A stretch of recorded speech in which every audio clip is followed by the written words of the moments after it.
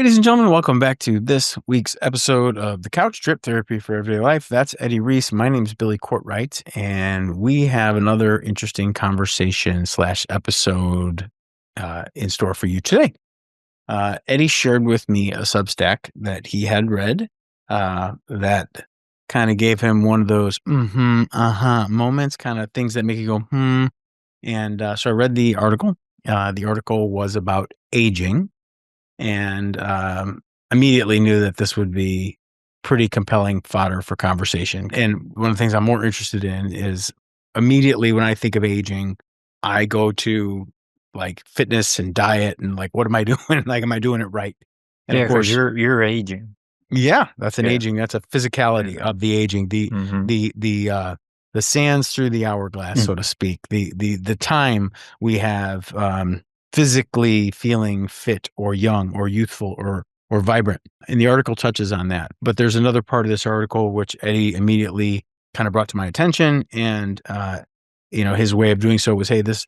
We hit on a lot of these topics. I think this would be a good episode. And I thought, absolutely. I mean, there's who doesn't have some sort of feeling about where we are on our journey. And absent a few of us, most of us don't know when this train's going to stop. But, obviously that creates a certain psychology, I would imagine, a certain thought process. So interestingly enough, there was a study done. We'll link to this article in the notes.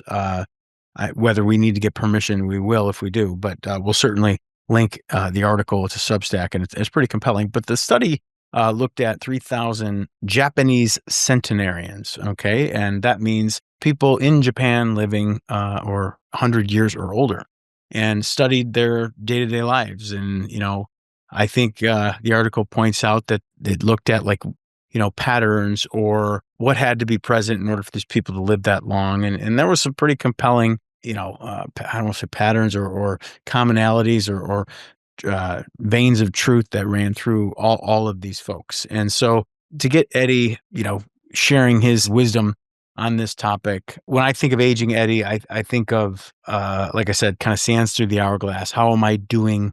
At what rate am I slowing down? I think of aging as an activity, it's just like every day I get older. And for me personally, at the age of 50, I still consider myself young, but I'm always thinking like, where am I? How am I doing?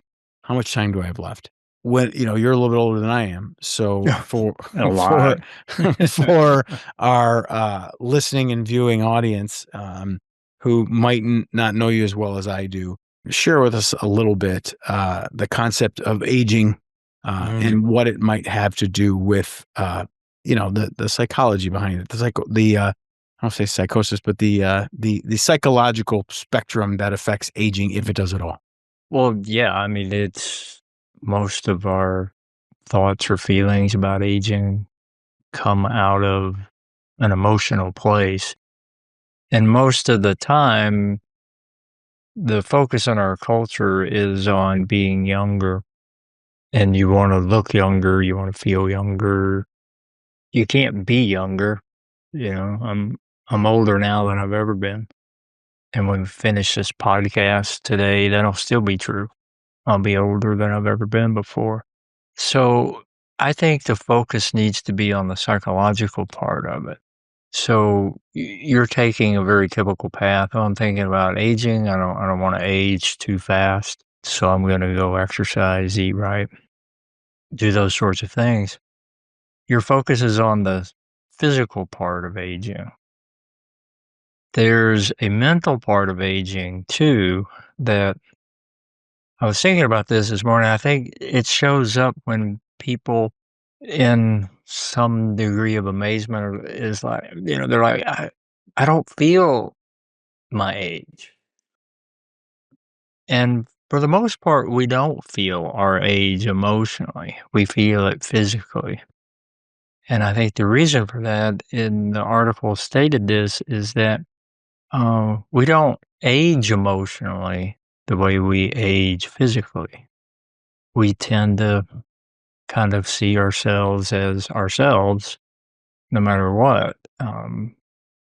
We see that when you have the moment of looking in the mirror and go, being a little surprised. It's like, who's that old guy?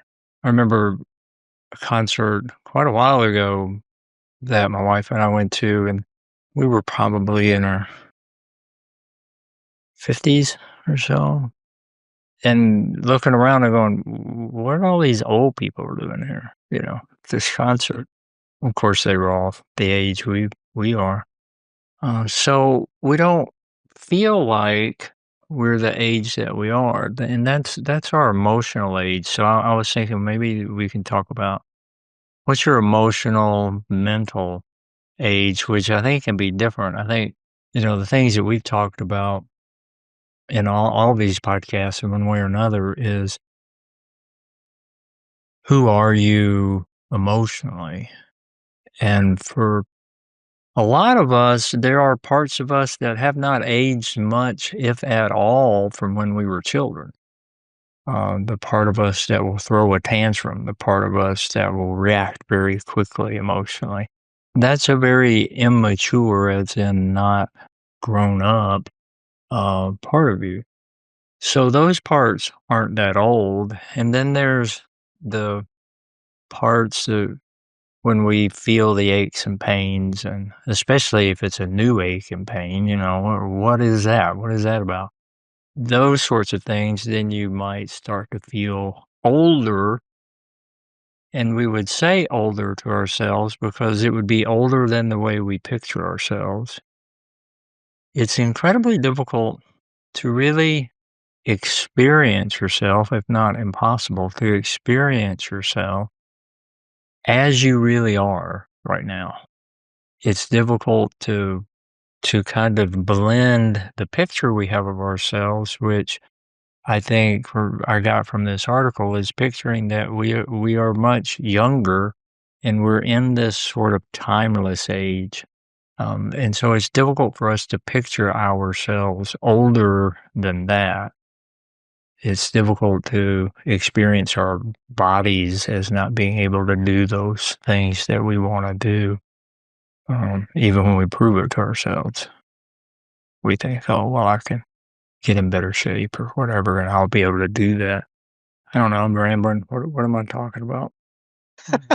No. You're doing a great job. You're just, again, the article speaks to, let me just go over a few of the notes that I made within the article. Okay, the core discussion themes that I identified were stability versus youth. In the article, to your point, people talk about how they chase the feeling of being young. But the data says that long-lived people, they recognize their body aging, but there's a sense of stability. Again, an Yeah. emotional response to their aging. How does that challenge our Western obsession with energy, productivity, and excitement? You think about how we look at aging, and we judge I mean, in our culture, you can't go 3 minutes without seeing some commercial or advertisement for Oh, energy or yeah. vitality. I wish it were against the law to advertise medications on TV because it's, apparently my wife and I watch shows that old people watch because those are the commercials that are there. I don't think you're going to see those commercials on a Nickelodeon show, or SpongeBob. So it must be what we're watching on TV. But it's those sorts of things that, show people who were, in their 50s, 60s, 70s or so, and they all tend to look really youngish, healthy. They're having fun, they're enjoying themselves. And so we're getting this cultural picture that that's who we're supposed to be. So I think we tend to measure ourselves that way. Go, I don't feel that great. I don't seem to have that much energy. I don't think I want to go hang gliding. So we're just sort of beat up with this idea that we're not supposed to be old. The Who's singing, "I hope I die before I get old." Yeah. But And I think of it, I thought it was interesting that the term stability. came up Yeah. as Yeah. a way for at least those centenarians that were deemed to be, the healthiest or the most comfortable with their age or the Right. aging process.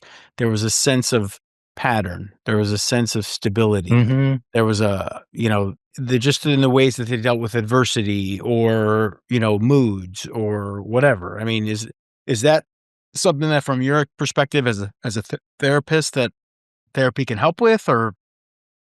Um, yeah, I mean, the I took his idea of stability as not a flat line, but of a stable increase in terms of, I think it was mentioned something about a woman who looked forward, you know, to the mornings. Mhm. We if we think about ourselves as improving, Right. and in order to, I think, really not feel like you're somebody who's improving, but actually be somebody who's improving, however slightly, all the time, you can make this steady sort of climb that I still think, wow, there's this I could be doing. Um, and I want to do these things. I want to travel to these places. I want to have these experiences. So there's things to look forward to and a fairly steady belief that you're going to get there. And now, as I hear myself say that, I'm thinking back to the last 3.5 years of struggling with some sort of mysterious something that was wrong with me after I'd gotten COVID, where my energy level was pretty well tapped out all the time. And the most I could do was go play a round of golf, and I would just be completely spent, even before I finished. It made it really difficult for me to see in my mind much of a future. It was hard enough to get through the day. And that really wasn't about aging as much as it was about not having this sense of growing and becoming, that I'm not finished yet. So I want to do these things.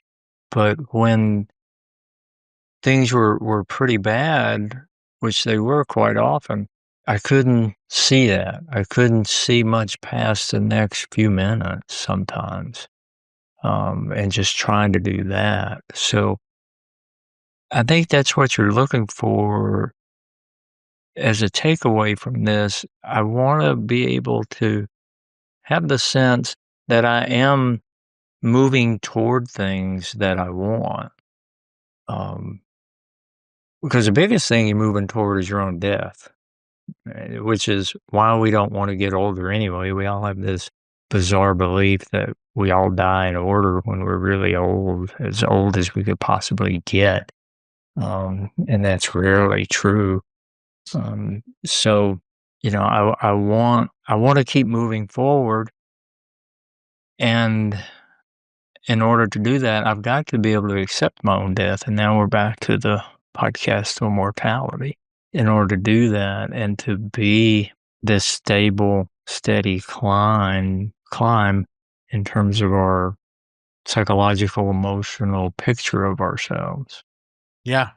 In the article, the author references unfinished as part of the process, and you reference it there, kind of the unfinished self. There's no judgment per se, as much Yeah, as it's just there's an anticipation or yeah, an excitement around what's left to do. And it also references, Eddie, this idea of recovering, or how to say recovering, but like centering yourself after stress without mm, necessarily mhm, any drama, kind of like, I handle adversity. Matter of factly, I bounce back fairly quickly. It uses the term centering, hi I mean, it kinda stands to reason. People who are overly anxious or quick to high yeah, stress are either medicated or or dealing with things that you would think might inhibit their ability to stick around a long time, whereas someone who's generally more calm, might be a little better. Yeah, I mean, you should be medicated to help you do that.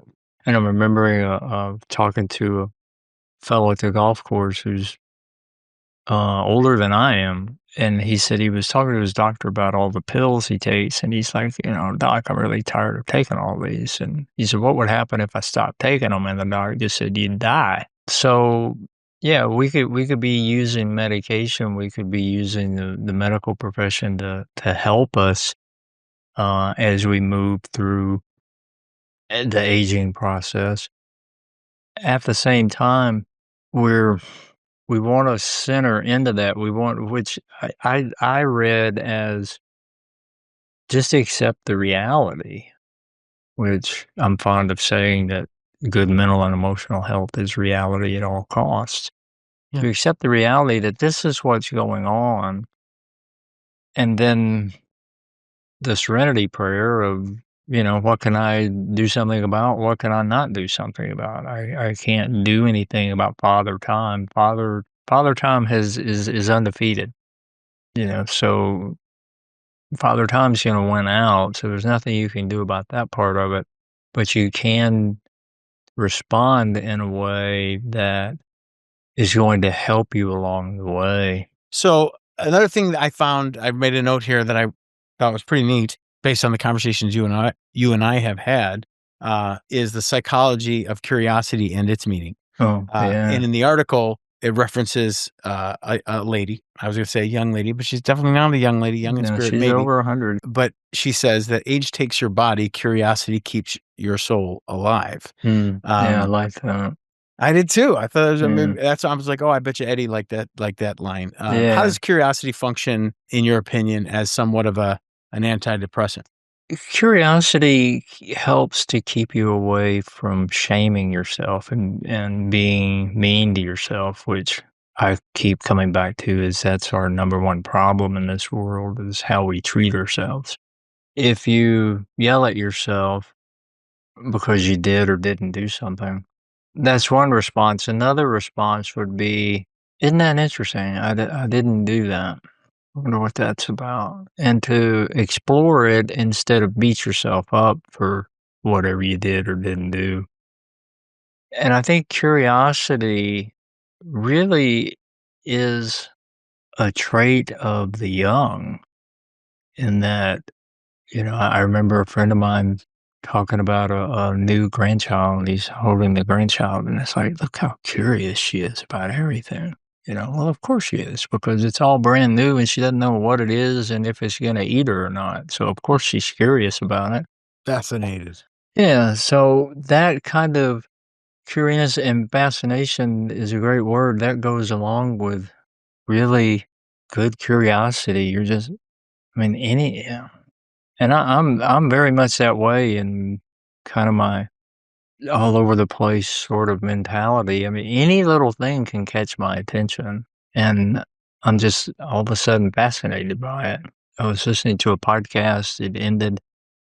The next one automatically came on, which I keep trying to tell the app not to do. And it was about horse racing, and it was a Freakonomics podcast on horse racing. And I listened to it. It was just, wow, I don't know anything about this. This is fascinating. That this is the way this business operates. These are what these people are doing. This is the economy of it all. So that's a very that's a Are we taking a field trip to the track, Eddie? Or we what? head to Kentucky and check all this out. But it's that to me helps, and I know it helps me feel younger in that it's that it very much feels like, you know, um, a child or a young kid, the way we would go play in the woods, and we were fascinated by anything we came across. We saw a bug, a snake, whatever. It's like, "Oh, check this out." And I'm still that way. I see a turtle in the pond. I'm like, "Oh," "Hey, turtle." I'm talking to the turtle, Yeah. so That's the role of curiosity there. It keeps you away from shaming yourself, and it helps you feel that which is an innate sort of thing, I really believe, that we call curiosity, of just this checking things out and being really fascinated by them. In my life, my father and my mother-in-law, the elders in my life, it doesn't take long whenever the conversation goes to aging or mortality, and immediately the word fear comes Mm. in. Are you Mhm. afraid? Are you afraid of aging? Are you afraid of dying? Are you afraid? And you talk about, the reason I thought about this was because, like, that's, my boys, 12 and 9, like, that's right where their mind goes. Like, Mm. there's an association of fear and the unknown, or fear and aging. There's kind of, in the article, there's no real reference of, it's almost the absence of fear. There's a very kind Right. of Yeah. healthy, it's almost youthful in the way it's written, even though it's written about centenarians. But I guess my question to you is, you know, will this healthy emotional interpretation or expression of aging, this curious and with fascination perspective on aging, is that the antidote or the opposite or a solution for fear or anxiety or Well, resistance? it depends. A lot of it is about how does your fear show up. You mentioned a fear of the unknown, which I don't. I would imagine we've talked about this because I talk about it a lot. That there's no such thing as fear of the unknown. If something's unknown, how in the world could you be afraid of it? You don't know what it is. What we have when we say that is a fear of a perceived bad future. Right? You can be afraid of that. So if you think, something bad is going to happen, then you scare yourself. And Thich Nhat Hanh, the Buddhist monk, talked about this. He said it's as if you draw a picture of a ghost, look at the picture, and now you're afraid of a ghost. So we make these things up. We're the one that predicted the bad future. And isn't it interesting that your predictions about the future turn out bad? Why not predict something good? So we do that and we keep the anxiety going, which we falsely believe will protect us somehow. So if I can be afraid of it, maybe I can do something about it that'll motivate me to do something about it that'll push it away. Yeah. Or at Um, least be more alert to what might be to around the what corner. might get me, and there's a Twilight Zone, classic Twilight Zone, where this lady is driving, and it's kind of a deserted, kind of stretch of highway, probably in the southeast or southwestern United States or something. And she sees a hitchhiker, and the hitchhiker's just kind of standing there. And that's the name of the episode, by the way, I'm pretty sure. And she passes him, and it makes her feel kind of weird, you know. And then later on, the same hitchhiker's there again. And then the same hitchhiker's there again. And she finally starts freaking out. And I can't remember how it happened.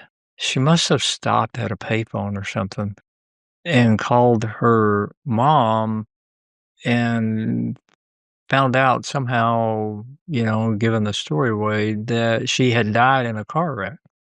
The hitchhiker is death, Mm. and death is not in any kind of hurry because it knows, in this story, it's going to get a ride. You're going to stop, and so you can look at it that way. You can be curious and explore that. And it's a hitchhiker on the side of the road. I'm going to pick him up at some point. I'm going to stop at some point. So you can be fascinated by, wonder how I might die, or wonder how I'll handle that. If I were on my deathbed, and I've run through that scenario a number of times in my life. What would I talk about? Who would I want to see? Uh, anything feels like I need to go ahead and do that as soon as I can, that I would go, "Oh, I wish I'd done that or wish I'd said that." Being curious about it helps you picture it, but not be so afraid of it. So that's a way to be more accepting of it, that I've played this out, and maybe it'll be that way, maybe it won't. I've had plenty of times in my life where I was like, "Oh, this is how I'm gonna die," I mean, and that was my response. It was like, no, okay." Wasn't that wasn't that horrible. It wasn't like, "Oh, no, this is how I'm gonna die," It's like, "Oh, this is how I'm gonna die," it's real kinda matter of fact. Mm. I remember doing that first time I had an auto accident or I got veered off the road and then got back on the road, but it was pretty scary and as a young driver and thought, this is it." So back to that sense of, I can accept the reality of it. And you can only do that if you work through whatever emotional issues are standing in your way. Yeah. It's interesting that you personally just mentioned that, on these thoughts of what you referred to as your deathbed, the conversation you had with yourself turned to who might be there. And Mhm. another thing that was addressed in the passage about aging was, which I found kind of fascinating. And again, I kind of related. I looked at like, well, how's my dad in this picture?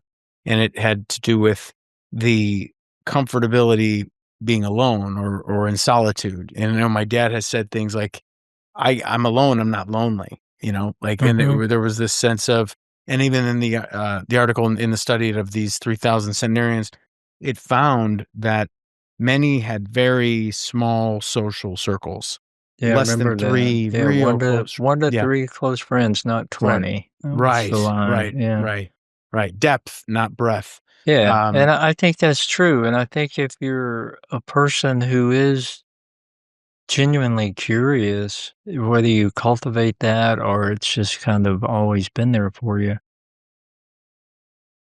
you're going to apply that everywhere like I do, and so if I get to know somebody, I'm infinitely curious about them. So I'm going to cultivate relationships with people who not really accept that, but welcome it, because they're curious about themselves too. And then they're curious about me, and I'm curious about myself. So there's a lot of curiosity going on with a couple of people there. Those are the people that I'm going to get closer to, and those are the people that are going to become more important in my life because we can explore this together. It's not to say you're not going to have other kinds of people in your life. I think really healthy relationships, you run the gamut. You have people that are known to you, and you might come across them from time to time, and then people that you spend a little more time with and a little more time with until you get to these people that you're really honed in on. You want that variety. You don't want to ask any kind of segment of that to do the job of another segment. mhm. And in your opinion, what is the correlation between, being comfortable, being alone, a healthy, mentally healthy self-image? Like what is how does that I have a specific case in my mind that I'm trying to kind of work through, and I'm just curious, in your opinion, for the folks that are comfortable being alone, how do Mm, they get there? What's going on as opposed to someone that maybe younger, kind of longs for that connection and that, yeah. being in the group. I've been comfortable being alone my whole life.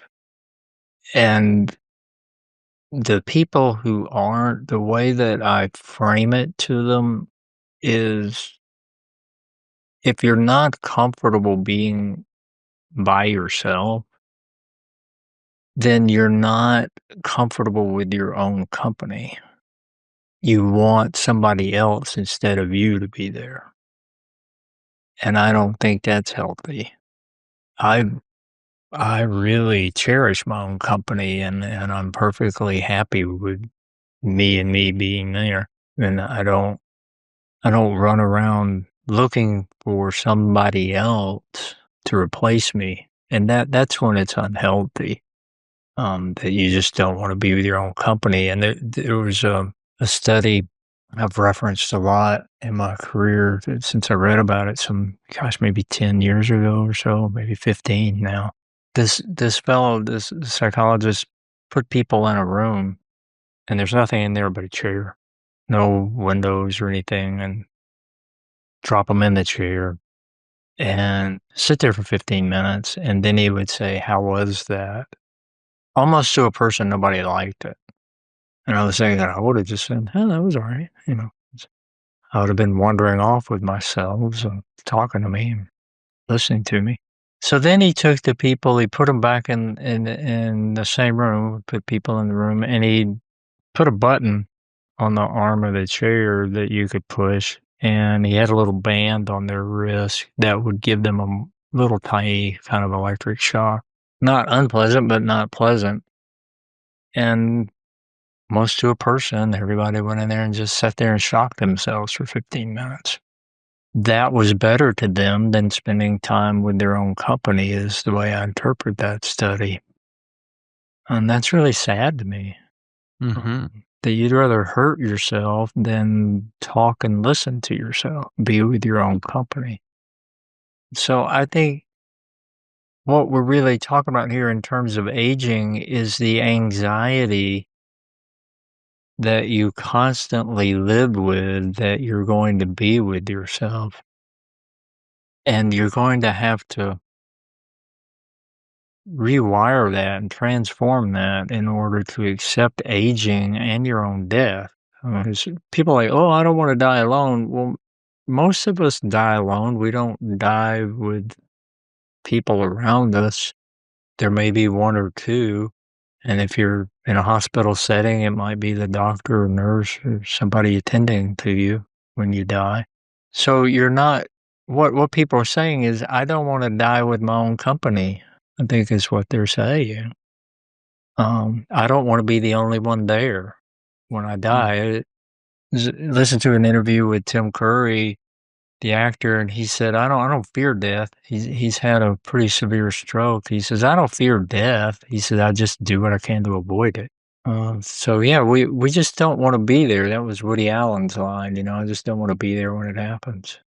And interestingly enough, it seems like if you're focused, on whether it's gratitude or the joy or the gift that is today, and you're not thinking about the inevitability that is that final moment or that final day or that final week, that's as sure of a recipe to live as long as you can, as healthy as you can, and as stable as you can. And we've talked about that. It's just Sure, yeah. If I'm fascinated by something, I'm not thinking about dying, you know?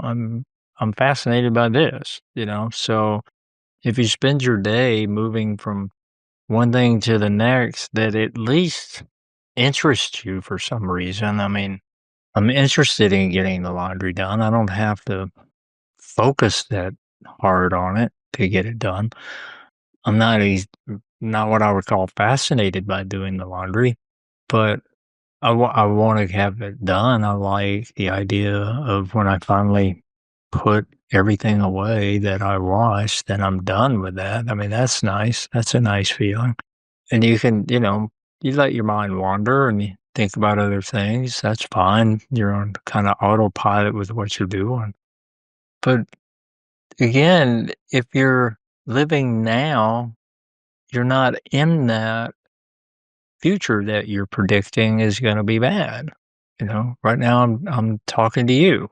right. So there's not anything that really bothers me about that. I'm fascinated by it.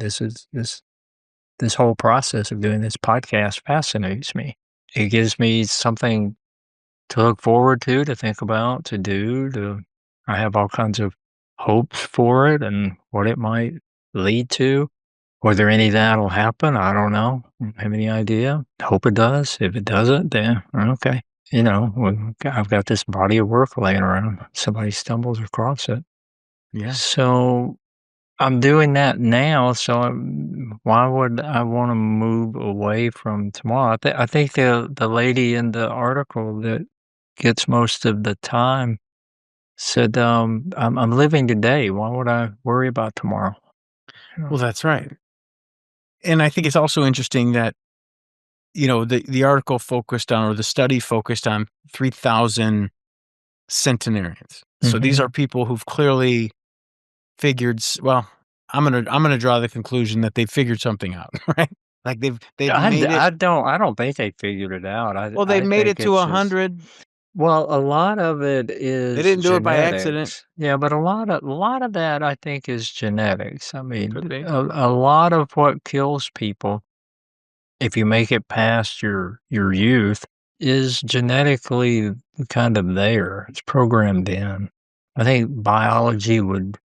it would make sense biology would do that. Once we're past our procreation phase, then we're pretty much a drag on survival. Tribe.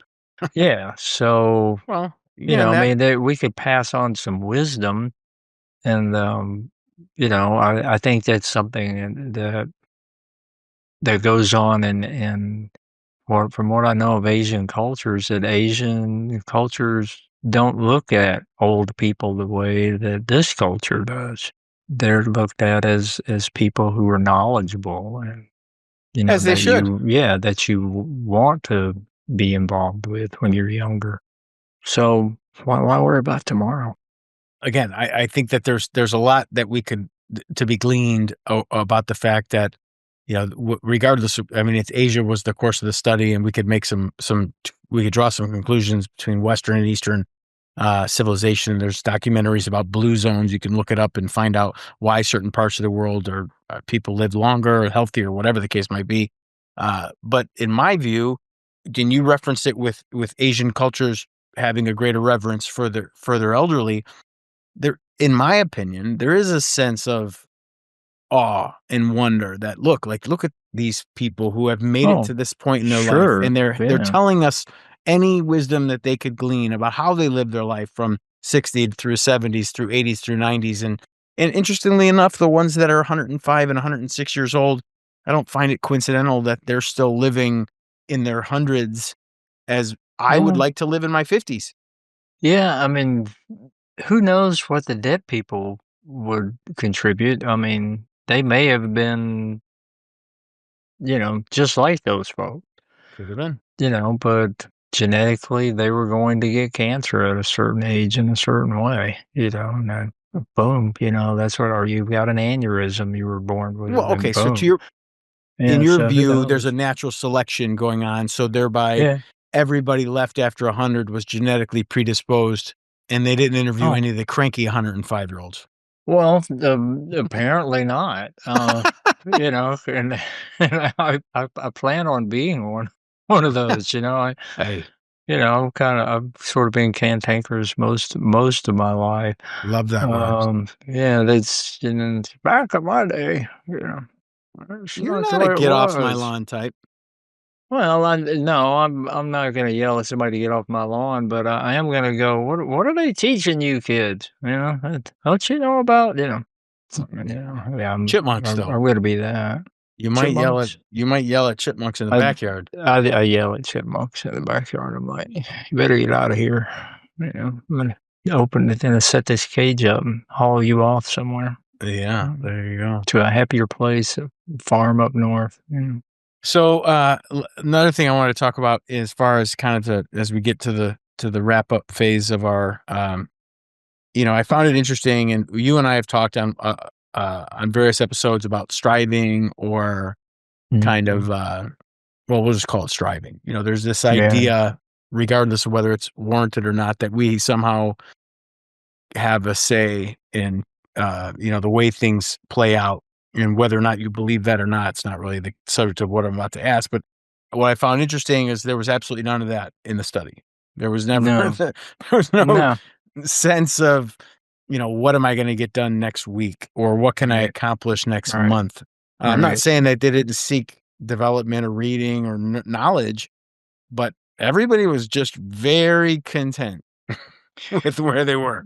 Yeah, I think content is a good term, and that contentment comes from psychologically from that acceptance of who you are, where you are, in your life, and realizing that there's not some end game, you're shooting for. That's a lot of what I think pushes what you're calling striving. I want to get to some place, Yeah, I want to improve. and that works very much against being present. If you can't be present here, when you get there, you won't be present there either. And you will not be content. You won't be happy with it. And you're going to, not then, but along the way, you're going to set more and more goals that are further and further away. And maybe at some point you'll learn that what you're doing is impossible. And that's why it doesn't work out. It's not because you did something or didn't do something, it's because it's impossible. You're not going to get there except when you die. That's the only there you're definitely going to get to. Why be in a hurry to do that? So this I think what you're noticing that isn't in this article is these folks pushing to achieve something because why? I mean, I had a good day today. I'm fascinated by this right now. Why do I want to go there? Yeah, and I think therein lies the lesson in my view. It's in very early on it talked about kind of the stability or peace, Mhm. the ability to bounce back from stress. There's not a lot of anxiety, not a lot of anxiousness. We just referenced the term contentment. To me, there's a sense of almost resilience, like Oh, whether it's physical yeah. resilience, mental resilience. Yes, it could be acceptance, or it could just be, you know, they're not going to get their feathers ruffled too easily. Yeah, resilience, I think, is being able to process whatever it is that happened or is happening. Having the mental, emotional, even physical ability to move through what you're moving through, whether you want to move through it or not. I certainly didn't want to feel the way I felt during my long COVID time, but I couldn't change it quickly. I couldn't even hardly imagine at times being different, feeling good, and having energy and bouncing back. There was very little resilience in terms of recovery and being able to recover, from the way I felt. There was a lot of resilience in the way that I think about it, which is a steadfastness, a commitment to doing all that I could and doing the best that I could, which is, again, wanting this to go this way instead of it was going this way. I wanted that slow, steady climb toward being the person that I am and want to be, rather than I don't really want to be this. I don't want to be this person that struggles to get out of the bed. I don't want to be the person that struggles to do just the smallest things. At the same time, I am. With striving, you can set all the goals you want. There's nothing wrong with that. Don't hear this if you're listening to as you shouldn't even set a goal. Just that's the opposite of it. That's just staying in denial of what's going on in your life. Apathy. Yeah. Yeah, you set goals, but you don't attach to them in a way that you become demanding, and that's what I think of as the problem of striving. is that you're demanding that this happen in this way, and you're not able to accept what life gives you, which is most of the time fairly different than what you wanted.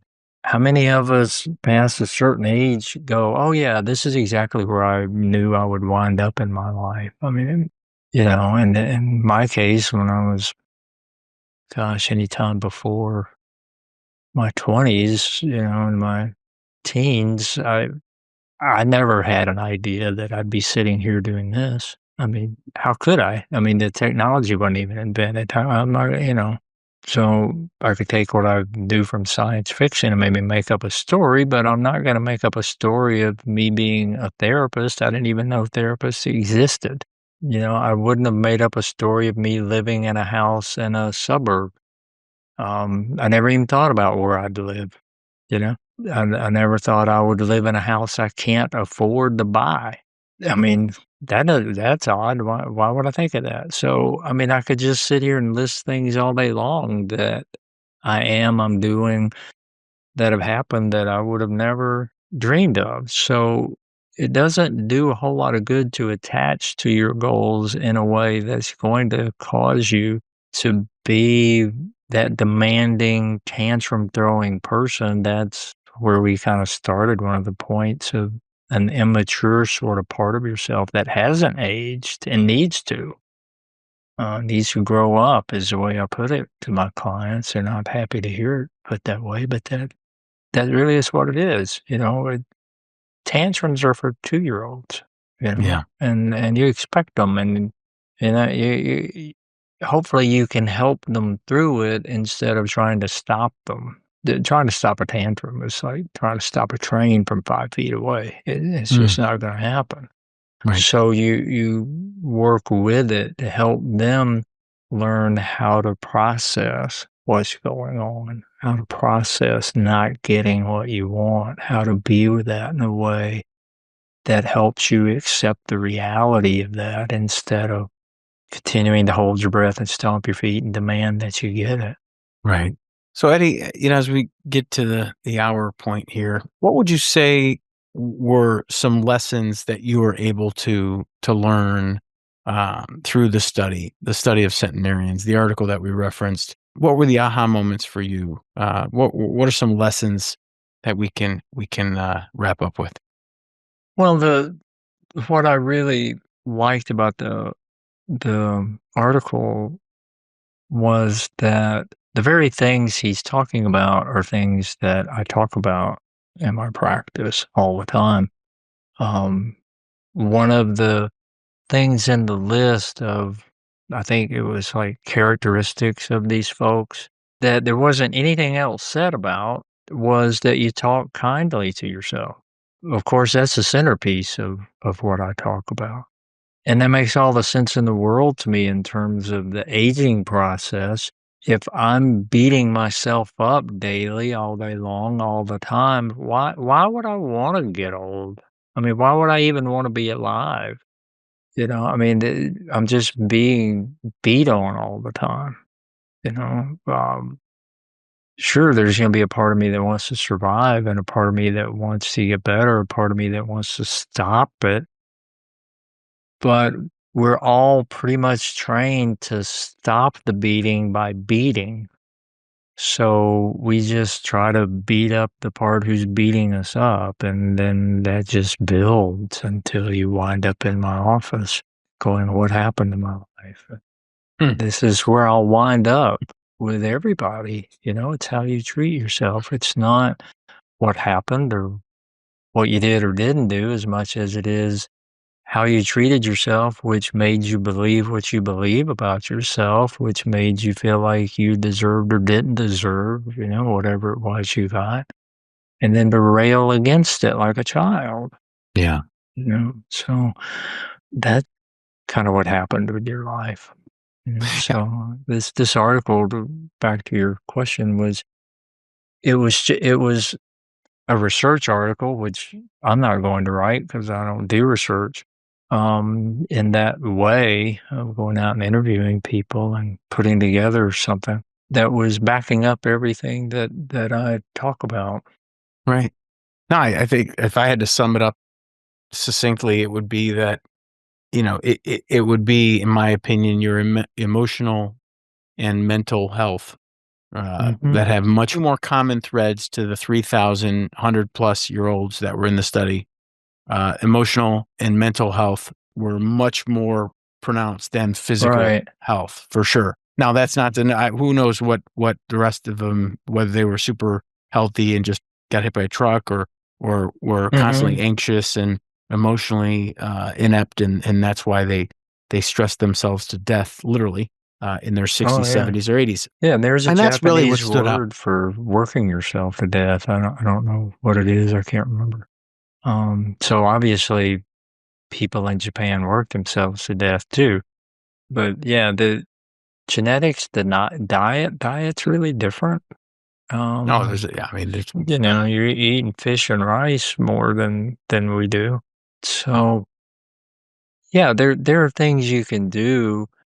Where I'm kind of going in my head is what you do or don't do is not the important part. It's why you do it. It's the way you approach doing it. Are you kind? Are you forgiving? Are you listening to yourself? Are you curious about what it is you're doing or want to do? Are you fascinated by it? If you're those sorts of things that this article is pointing out, then chances are you're telling your body, in a sense, and the rest of your nervous system, life is worth doing. Okay? It's worth hanging around. There was a guy, Robert Gillum, I just forget his last name. He played Benson. Was a butler on TV in a sitcom. I mean, boy, I'm really pulling this out of the files. He had another show where he ran, I think, a newspaper or something.